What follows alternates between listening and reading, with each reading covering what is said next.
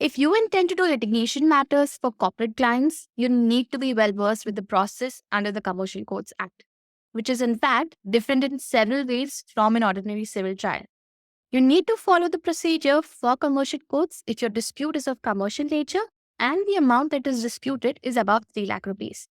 Some examples of matters that go before commercial courts are IP disputes. This could be trademarks or passing of cases, disputes relating to franchising or licensing, construction or infrastructure contract disputes come here. Tender related dispute could also go here.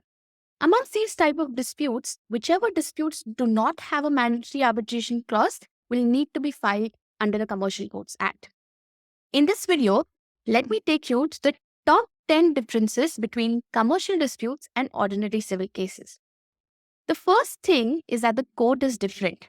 Although the courts may be in the same premises, the commercial court under the Commercial Codes Act are different from the normal civil courts. They are heard by a different bench of judges. If you do not approach the correct court, your suit is likely to be rejected. The next point of difference is pre-litigation mediation. You cannot directly institute a suit unless you have gone for a pre-litigation mediation.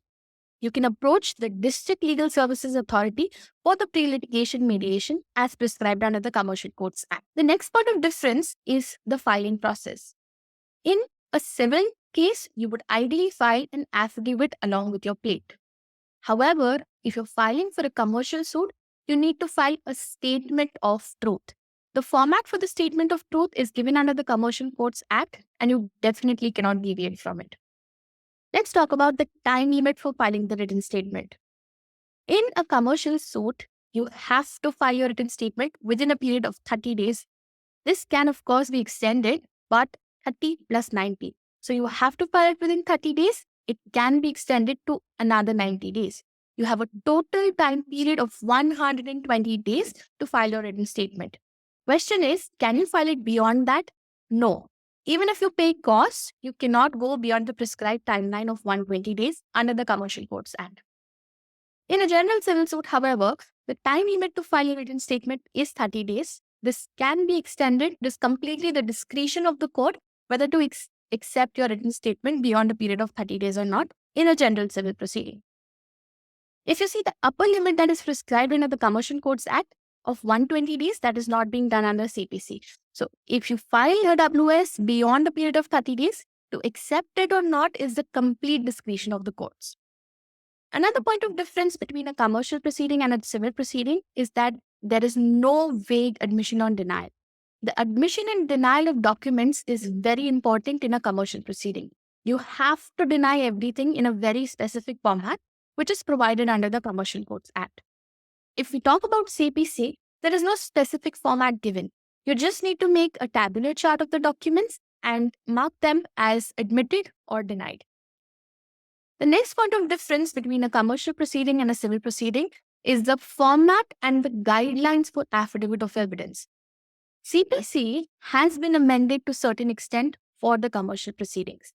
In a commercial proceeding, the affidavit of evidence has to follow a certain format. Your entire case, in fact, hinges on this. So be very careful while drafting. In a normal civil suit, the affidavit of evidence may be drafted differently, and that is still acceptable. Let's talk about case management hearing. One of the best parts about commercial courts is the expedited hearing.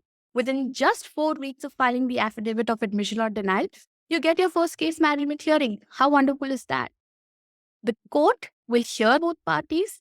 It will frame the issues. It will list out the witnesses to be examined and even set a timeline for the entire hearing. This is definitely unlike what happens in a general civil trial when no such specialized hearing happens. What about time limit for arguing the matter?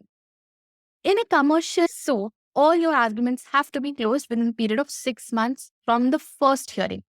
In a general civil proceeding, the time is fixed as per the general listing of the courts. What about written arguments in these proceedings? So in a commercial proceeding, within 4 weeks prior to commencing the oral arguments, the parties must mandatorily file the written arguments. If we compare it with a general civil proceeding, the submission of written arguments is in fact at the discretion of the courts.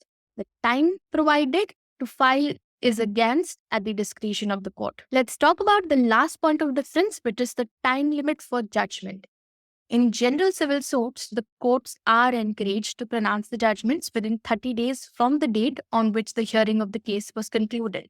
And this, of course, can be extended to another 30 days. In a Commercial Courts Act, the judgment has to be given within 90 days from conclusion of arguments. So here is the 10 broad pointer differences between a commercial proceeding and a general civil proceeding. I hope you find this video helpful. Let me know if you want me to make more such videos and the kind of subjects on which you'd like videos to be made. Also, do not forget to like, share, and subscribe to the channel. See you in the next video. Bye-bye.